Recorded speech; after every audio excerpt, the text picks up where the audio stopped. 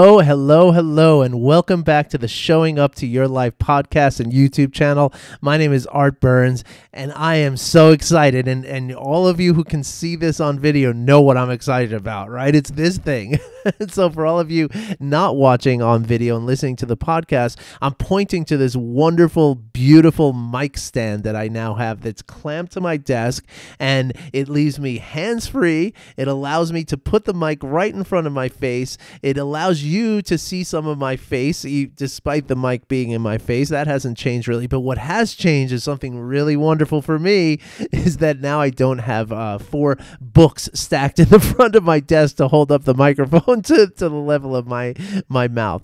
And so I am just so excited about this. And you know, it's the little things. You know, and this is really, I mean, I know I'm kind of joking around, but before I get into it, I want to first thank again my wonderful patron who has sponsored this another equipment acquisition, and I'm really excited. So thank you so much. And if you would like to become a patron, you know, it's really easy to do. I'm going to post a link in the comments, and this time I promise I'm really going to post the link in the comments. I think I say that a couple times, and I you know, as soon as I finish these videos, you know, oftentimes I have 2 kids upstairs who are like demanding food or whatever. So usually after I finish the video, it's like running, like you see my chair spinning as I run out of my desk to take care of the kids. So pardon me if I don't follow through sometimes, but I promise today I'm going to. But yeah, I wanted to take a moment and kind of reflect on something that is really very kind of important, and it does kind of tie into today's topic as well. That, you know, something as simple as a mic stand, right? Like it's a beautiful thing that happened, right? But a lot of times you might think like, it's just a little thing, you know, it's no big deal, right?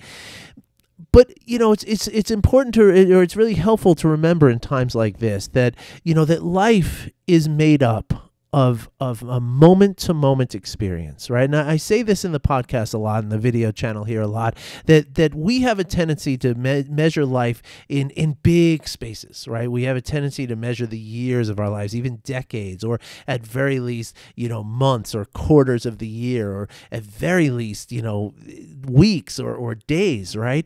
But none of those are really how life happens. Life really happens moment by moment. And in every single moment that passes, every second of every day, you have the opportunity to be grateful, to feel grateful, to be happy, to choose to be these things, to take every single moment as an opportunity to choose to be appreciative of what you have and not longing for what you don't have, to choose to express and feel gratitude, to choose and express compassion and empathy. These are all choices that we can make on a moment-to-moment basis. What that means, if really beautifully, is that, you know, each moment provides us an opportunity to kind of course correct and get back to where we really want to be. Right? So if you're feeling like, well, you know, it's just a silly mic stand, right? Like that's a moment that you have to say, wait a second. This mic stand is actually going to improve my life kind of significantly. You know, every day I do this podcast, so every single day I'm going to use this mic stand. So that's significant. Even though it seems like just this little thing, like, I had the books, it's no big. Well, it is. It is something. And I can choose in this moment to be grateful, to recognize that gratitude, and to recognize the kindness of the person who provided this. And so we all have these choices every single moment of every single day. And taking those moments and taking the opportunity, and again, it becomes like a course correction. It becomes recognizing that we're not doing what we know is going to serve us and make us happy and provide the circumstances, the conditions for our happiness. Right? It's about seeing that, and then it's about making those subtle, tiny, little changes that can result in huge differences in our lives. And so that's what I wanted to talk about today in the context of what we've been talking about this whole week. I do, as you probably recognize by now, I do try to keep a kind of a thread and flow to each of the episodes week by week, so every 5 days, you get a kind of a theme for the 5 days. I try to do that as best I can. And so on Monday, we talked about pet peeves, right? We talked about how these things that are annoyances, right? We hate them so much that we love them. It's like the weird kind of horseshoe effect, right? Where the thing just closes up and hate becomes love, and but that's what we do, right? We have these things that bother us so much that we can't live without them. Right. And then yesterday we talked about how those things are representative or at least connected to the habits of our emotions and the habits of our reactivity, which is an emotional response, right? And reaction is always something that happens automatically, right? Without thought, without contemplation, without consideration of the results of this thing that we're doing and the results of our actions and things like that, our words and even our thoughts, right? We don't give any consideration to any of that. We just do, right? That's a reaction. And so again, just like I said a few moments ago about the mic stand, every moment provides an opportunity to go from reaction to response. And the response is something that we can ensure does serve us in some way. Whereas the reaction is something where it's up for, it's just a 50-50 shot, at best, right? And so we talked about how those things, that reactivity becomes a habit. And how the practices that we talk about in these episodes here, right, are to cultivate the ability to go from habitual reaction to habitual response. But the thing is, right, that when we're talking about these ideas and these concepts, it takes on a bit of an abstract kind of perspective, right? It almost feels like we're talking about these things in the abstract. As much as I try to give you real life examples so you can apply it to your life, when we're talking about things that are not material, right? We're talking about the spiritual experience that we're having. And spiritual in this context, all I mean is that which is not material. It doesn't mean that it's religious. It doesn't mean that it's woo-woo. It doesn't mean that it's hippy-dippy or airy-fairy or any of that. It simply means, in the context that I'm using the word spiritual, it simply refers to that which is not physical or material.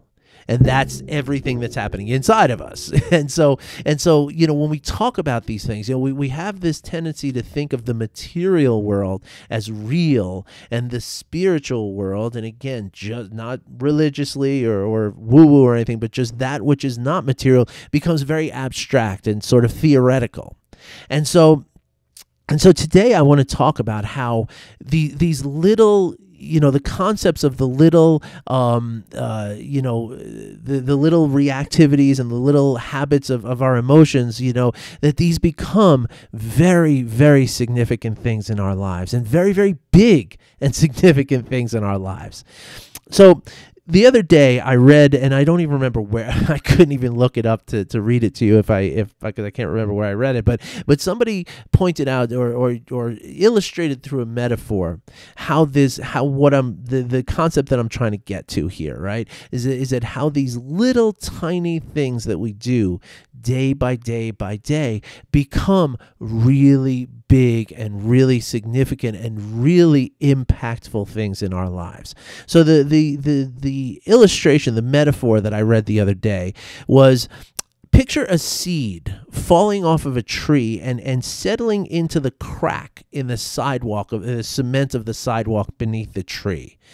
So, and maybe it's not right under the tree, maybe a squirrel drops it in there or whatever, but a seed from a tree somehow gets into the crack in the concrete of a sidewalk. And so, it's just this little tiny seed and this little tiny crack and a little piece of dirt. It doesn't seem very significant at this moment, yeah? But giving time and given the right circumstances, the right environment, the right conditions, that seed will grow. If it has all the water it needs, it has the light it needs, it has the dirt it needs, it will grow into a tree. And soon enough, that tree will be cracking this sidewalk and growing through the sidewalk. It's not going to be stopped. Trees do not mess around. Trees are going to grow. And so this tree will grow through the sidewalk and crack everything and become a really big problem and become very, very difficult to remove. At that point, to remove the tree, you're going to have to break away all the concrete around it. You're going to have to pull this thing up. Who knows how far the roots have spread? It could take, it could take very many men, very many days or women to remedy this situation, right? To rip this tree out and get it out of people's way. And so in the same way, these little tiny things that happen to us day by day, the little reactivity that we have, the little emotional response or emotional reaction we have to little things that are happening every day, these are the little seeds that are falling into the concrete of our minds and our experience, and they become something that is really difficult to remove from ourselves. So in other words, in the way the way it was illustrated in whatever I was reading, I believe it was in the introduction to a wonderful book that I'm reading of Hindu religious philosophy. And so what the author said, though, was that a lifetime of negative thoughts creates the same condition, right? Or the same problem. It creates this thing that's really difficult to separate from ourselves. And again, it's not like a huge thing. It's not like going away to school and studying how to be a negative thinking person, right? The negative thoughts are these tiny little things that happen, and they just spontaneously happen. Thoughts just come, they just come to us. They're not, thoughts don't make some kind of reservation. They don't call us up and say, hey, is it okay if I come in with this negative thought in 5 minutes? You cool with that? No, nothing like that happens. The thoughts just pop into our minds, right? Sure, oftentimes they are associated with experiences that we're having, and that's kind of the point of what we're making here, is that our brain tends to, create these really deep and quick associations with things. And and that's how we sort of create these patterns. And again, what I'm saying, though, is that the thoughts are these tiny little things, and they seem so insignificant, right? Just like a little tiny seed from a big tree. It's like, this thing is so simple, so little. How could it possibly do anything that would bother me? It's so insignificant. But given the right conditions, that seed will grow. Given the right conditions, your emotional reactivity will grow. Your tendencies of your mind will grow. And ultimately, they grow into something that is really, really powerful and really, really big. And also really difficult to extricate, to remove from your body or from your experience, from your life, for however you want to term that. And what I'm talking about is no less than these things becoming your personality. And that's really the thing. So as we're living our lives, and again, on a moment-to-moment level, right? That's really how we have to look at this. We have to look at it at the very, very simple and base level of the moment-to-moment experience that we're having in our lives. Again, we don't, just the same way that our thoughts don't knock on a door and say, hey, is it okay if I come in right now? So it's true that our thoughts and our reactivity and our personality traits, these things don't, we don't get a warning like, hey, all these negative thoughts are adding up to become a negative personality. Did you know that? Are you okay with that? We don't get some kind of warning like that. It just happens. And it happens because we're very pattern-based people, in the same way that the brain really loves habit, right? It really loves patterns. It's basically the same thing, It's just an automatic thing. Remember, I talked about that. The brain is processing literally billions upon billions of pieces of data and stimulus every single day. And that's on top of the 60 to 70,000 thoughts individual actual thoughts that are happening in your mind, in your brain rather, every single day. And so again, all of these things seem very insignificant as taken as a single entity, right? A single thought, a single emotion, a single experience. But what's happening is day by day, moment by moment, by moment by moment, you are practicing these things. And with practice, we become permanent. You know, there's an old saying that says practice makes perfect, but that's not true, because you can practice something that is not getting you to the point where you want to go. You can practice something in the incorrect way that will put you in a different place from where you were hoping to get through the practice. And this is significant. So instead of saying practice makes perfect, a more accurate and logical way to look at it is that practice makes permanent. And this is significant because, as I've said here, your whole life, right? Oftentimes we think of, pardon me for a second. Very sorry, folks. I know I've told you this here the last few days, but something about the dry winter Colorado air, it really wreaks havoc with my allergies reaction, and so I get this like coffee tickly kind of thing happening in my chest and my throat. So I really apologize for the pause. But so what I was saying though is that these little experiences that we're having moment by moment, right? Oftentimes this is where I was before I stopped, sorry. Oftentimes we think of like practice, we think of as something that's something we're going to start doing, right? We think of like, okay, if I'm going to practice guitar, if I'm going to learn how to play guitar, right? I'll have to practice every day. So now I've just started practicing guitar. And that's the sense that we get, that I'm starting today practicing the guitar. But in essence, and it's not going to make too much sense in the context of the guitar, but it's going to make a lot of context a lot of sense in the context of your mind. But in essence, all those days before you picked up the guitar and started practicing playing guitar, you have been practicing not playing guitar all of those years and all of those days before that time that you picked up the guitar. Again, that's a silly notion when it comes to guitar playing, right? But when we put that in the context of thoughts and emotions and reactivity, well, I am here to tell you that your whole life you have been practicing something. And that's what the brain is doing. So the brain, one of the ways in which the brain works, I'm not going to get too much into the neurology and neuroscience here because I don't think many of you are as geeky about it as I am, but if you would ever like to get into a conversation about this, I am here for you, okay? Like block out a couple hours because we could go deep in this stuff. But the brain works by association. Right? And so let's just take a really simple, I like to use these simple, absurd examples because it really just cuts through any kind of variables. And so let's say every time you turn your car to the left, right? Every time you do that, your brain is associating everything that's happening at that moment. Right? Every time that you make a left turn, your brain senses like, okay, the body is doing this thing, the eyes are doing this thing, the emotions are doing this thing, everything that's happening right here, every time I make this action.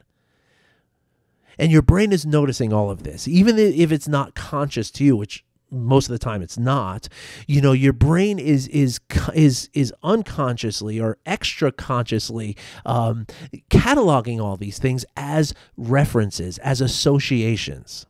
And so therefore, every time you make a left turn, your brain is going to start to give you that emotion, that tick, that thing that happens in your body every time your brain realizes that that's what you're doing. So in a day where you're not likely to do that, say you're in a different mood somehow, and you would maybe normally look to the right instead of to the left when you're turning or something like that, your brain is going to stop that from happening. And your brain is going to make sure that you do the same thing that it feels you always do. Right now, again, that's a silly example, turning left in a car, right? I mean, it's not that complex when we just turn left in a car. However, the mechanism is exactly the same for your thoughts, your emotions, your reactions to people, how you judge people, how you judge things in your, how you judge your own, emotions and tendencies and all this.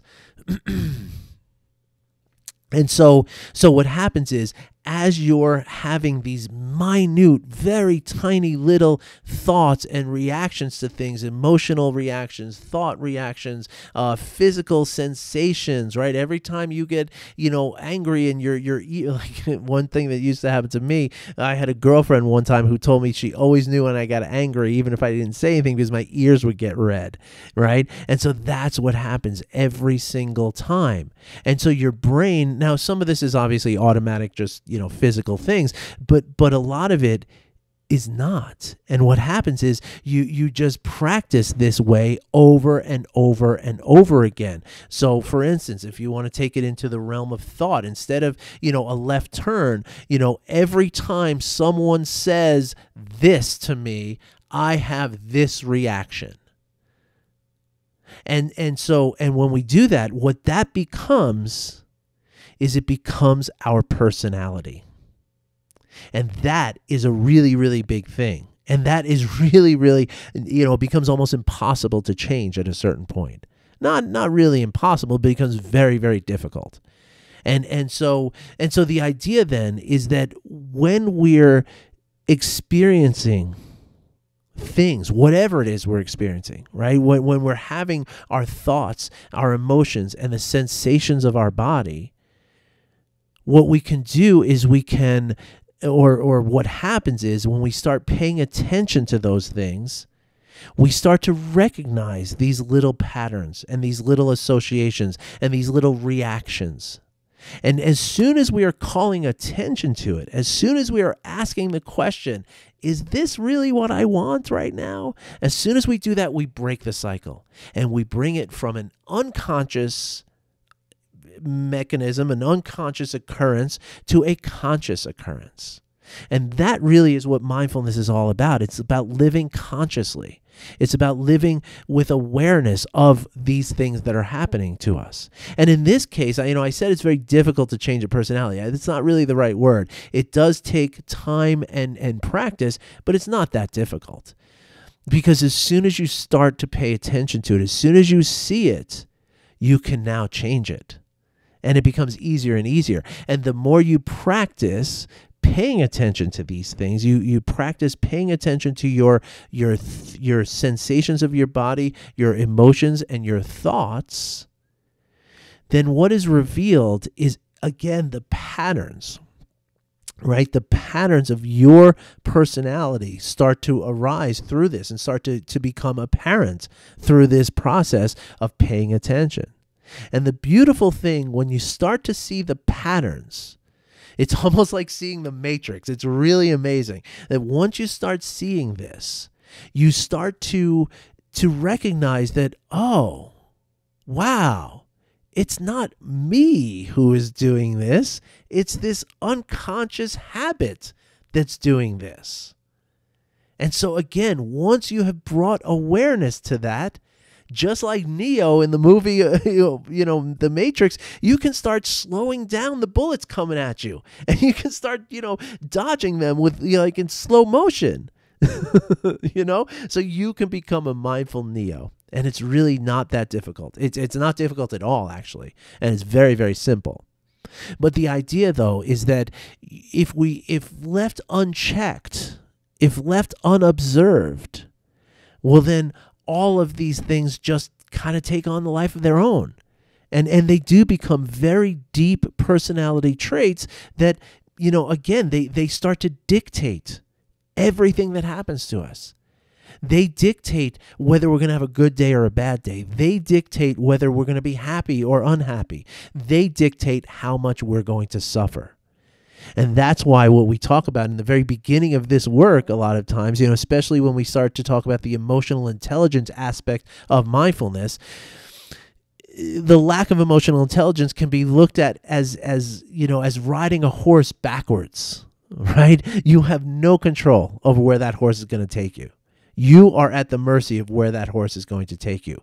But by paying attention and by bringing awareness to these little tiny aspects of our experience, right? Our sensations, our emotions, our thoughts, by bringing the awareness to them, we start to see, it's just like turning around in the horse saddle and grabbing the reins, and now we are in control. And now we can decide to address some of those patterns that we have. Some of the patterns you have are probably wonderful, probably amazing. Like every time somebody sneezes, you say, God bless you, or gesundheit, or whatever you're saying, right? And so some of them it's not like throwing the baby out with the bathwater at all. I mean, in fact, most of what we are is beautiful and wonderful and amazing. But there are things that we all have that we're not happy with, right? We all have these, like when we look back on something and say, oh, I wish I hadn't said that, that's part of the pattern that I'm talking about, right? You did something unconsciously, and that unconscious action is going to have consequences. If you want to look in the spiritual aspect, that's what karma is, right? The karma is when I have when I put an action and an intention out into the world, then that's going to bounce back at me in some form or other. And so when we think like, why is my life always so negative? I used to think that to myself all the time. I used to think like why am I always in such, why am I always having such drama around me with other people? Or why am I always, bummed out or feeling hopeless or depressed or whatever, right? The reason is this. It's the patterns, and it's the automatic, the trees that are growing from the little seeds of our emotional and mental reactions to things. And so the remedy is extremely simple and so easy is just to simply learn to pay attention. And so the last thing I want to leave you with here, I know we're getting pretty long here in this video. The last thing I want to leave you here is the notion that these patterns, right? Like again, it's one thing to think of the abstract of these patterns that make up our personality, right? But in a very real way, in a very, very important and valuable way to look at this, is that when we're going through our days and we're noticing these patterns that are pushing our behavior in these unconscious ways, what that pattern allows us to do is to disidentify with our emotions, with our thoughts, and with our body sensations. And that is a really important thing. So the really easy way to describe this disidentification or non-identification is to bring our emotional description or our emotional narration from an existential concept or perspective to an experiential concept or a concept or perspective. Sorry. In other words, when you describe an emotion like anger, for instance, the way that we normally do this, almost everyone is going to say something like, I am angry. And it's not just anger. I am stressed. I am sad. I am worried. I am jealous. I am vindictive. I am enraged. I am in love. I am happy. I am pleased. I am all these things. They're not really accurate. To say that is not really accurate because there's no emotion. There's no single emotion. There's no single status that could possibly contain everything that you are. And so to say I am angry is just missing the mark. It's just not true. The accurate way to say it, and the way that this, seeing the patterns and disidentifying with the patterns and the emotions that are contained in the patterns is to accurately describe it as, instead of I am angry, which is an existential concept, we can say I am experiencing anger in my body right now. It seems like a subtle difference, but it is huge. On the one, I am angry. That's everything. That's all I got. I am just anger. And that is not a good thing to be. That is not it's very limiting. It's but even psychologically, even from a self-talk standpoint, it's very limiting to us to think of ourselves that way. And so when we can open it up and say, no, I am a lot of things. Anger just happens to be one thing that I'm experiencing right now. What that does is that gives us the opportunity to say something along the lines of, I'm experiencing anger in my body right now, so I can make the choice to just give myself a break. I can go have an ice cream cone and let the anger subside. Just like a sore muscle, right? If you go to the gym and you work out for the first time in a long time, which is going to happen to me at some point, I think, your muscle's going to be sore. But you don't sit there saying, oh my gosh, my muscles are going to be sore forever. I'm never going to have anything but sore muscles. No, you say, well, as long as I just give it some time, it's going to pass and it's going to feel better. So you can do that same thing with all of your emotions, with all of your thoughts, with all of your physical sensations. You can do the same thing. Take it from I am X to I am experiencing X right now. And this will lead to that beautiful, wonderful change in your personality, okay? Because you've been practicing this for a long time. And so with a little bit of practice in the other way, we can break some of these habits and some of these tendencies and patterns in our lives, and we can take control, and we can reclaim our lives from this mess that takes control. All right, folks, it's been a long video here. We're already over 30 minutes, so I'm gonna sign off now. I'm gonna talk again tomorrow. Let me just check my notes real quick here.